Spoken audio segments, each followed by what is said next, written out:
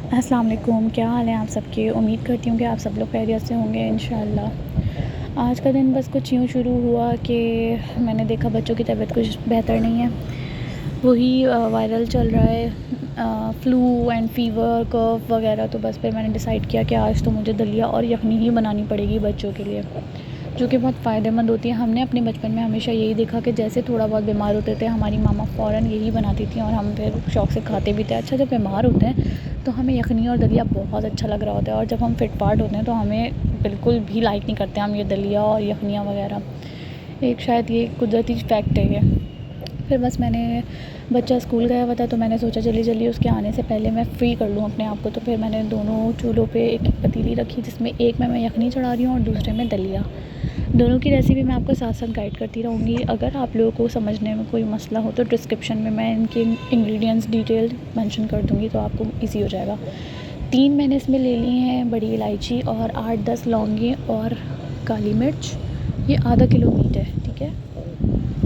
फिर मैंने 2 चम्मच भर के इसमें हल्दी के ले लिए हैं। हल्दी बहुत ज़्यादा फ़ायदेमंद है। फिर मैंने 2 चम्मच भर के नमक के ले लिए हैं।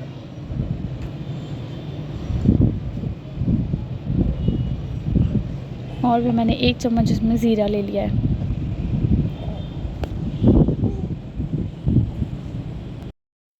बस फिर मैं अब बॉयल का वेट करूँगी यखनी में।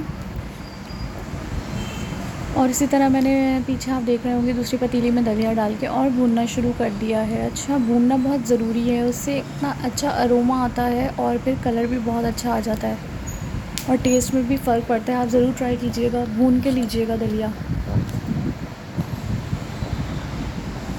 और ज़्यादा टाइम भी नहीं लगता।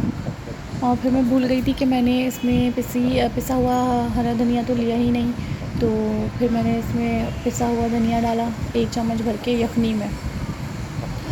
फिर मैंने दलिए में दालें ऐड करने के लिए दालें ली, जिसमें से आधा कप मूंग की दाल और आधा कप मसूर की दाल, क्योंकि दलिया मेरे पास 1 कप था। अच्छी तरह इनको धोकर मैं सोक करूँगी 10 मिनट, और 10 मिनट के बाद फिर मैं इनको दलिया में ऐड कर दूँगी। यखनी में फिर मैंने 1 चम्मच भर के लहसुन अदरक का पेस्ट ऐड किया, और इसी तरह पीछे मैंने दलिए में दाल ऐड कर दी। जिनके छोटे बच्चे होंगे वो मेरी सिचुएशन से ज़रूर रिलेट कर सकते हैं कि हमें एक साथ बहुत सारे काम मैनेज करके चलना होता है, क्योंकि टाइम शॉर्ट और काम ज़्यादा होते हैं।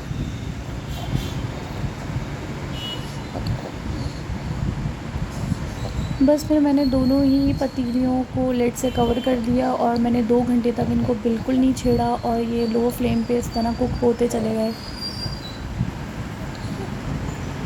और हमेशा लिड थोड़ा सा खोले छोड़ देना चाहिए, उससे ये होता है कि आपका चूल्हा गंदा नहीं होता। मैं अभी एंड में दिखाऊंगी कि मेरे स्टोव का क्या हाल हुआ।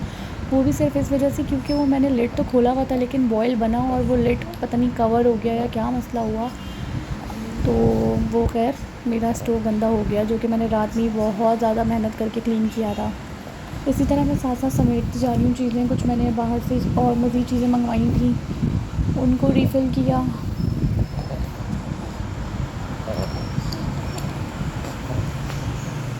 और स्लिप पे कपड़ा वगैरह मारा, और फिर मैंने डिशेस वॉश करना शुरू कर दी। मुझे लगता है काम कम होता है और बर्तन ज़्यादा धुलते हैं।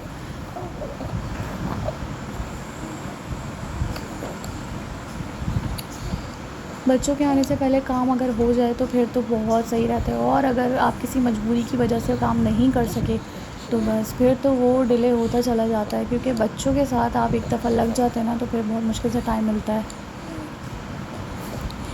और इस पूरे व्लॉग का सबसे मुश्किल और बुरा पार्ट यही है कि मुझे सबसे बुरा लगता है बॉटल्स को रीफ़िल करना। वैसे तो मैं अपने बेटे से रीफ़िल करवाती हूँ, लेकिन वो क्योंकि स्कूल गए हुए थे तो मेरी कोशिश थी कि मैं खुद ही रीफ़िल कर दूँ।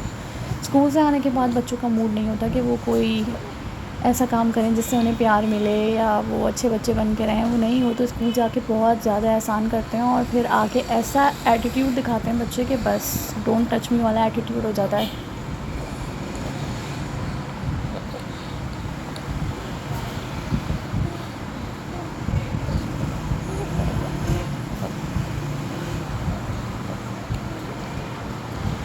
सारी चीज़ें जगह पे लगाते काफ़ी टाइम हो गया था मुझे। फिर एंड में मैंने फ्लोर क्लीन किया।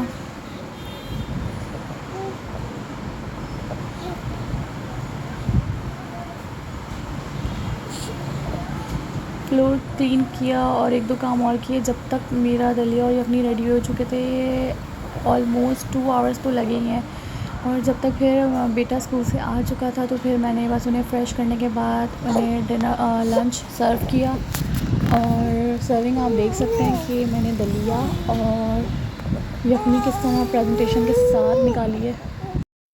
प्रेजेंटेशन बहुत मैटर करती है किसी भी चीज़ को सर्व करने के लिए, तो बस कोशिश किया करें कि जितनी मेहनत आप खाने पे करते हैं थोड़ी सी मेहनत प्रेजेंटेशन पे भी कर लें, तो फिर आपकी चीज़ लाज़मी सबको पसंद आएगी। तो बस आज का व्लॉग हुआ यहीं पे ख़त्म। उम्मीद करती हूँ कि आप लोगों को पसंद आया होगा। इस पे भी अपना प्यार दिखाएं। फिर मिलते हैं इंशाल्लाह। अल्लाह हाफ़िज़।